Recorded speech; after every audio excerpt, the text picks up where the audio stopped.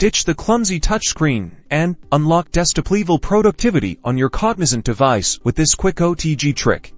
First things first, gather your supplies. You will need a USB Otg adapter. This handy little dongle is the key. Then you'll need your Cognizant-issued device, either a phone or a tablet, and a standard mouse and keyboard. Make sure your mouse and keyboard use a USB connection. Now, take your OTG adapter and plug the USB cable of your mouse and keyboard into its USB port. It's simply a plug-and-play action. Once plugged in, there is usually no need for additional setup. The device should recognize your input devices immediately. Next, connect the OTG adapter directly into the charging port of your Cognizant device. Your device should now recognize the mouse and keyboard. Notice the screen cursor moving when you move the mouse and begin typing. That's it. You've successfully connected your mouse and keyboard.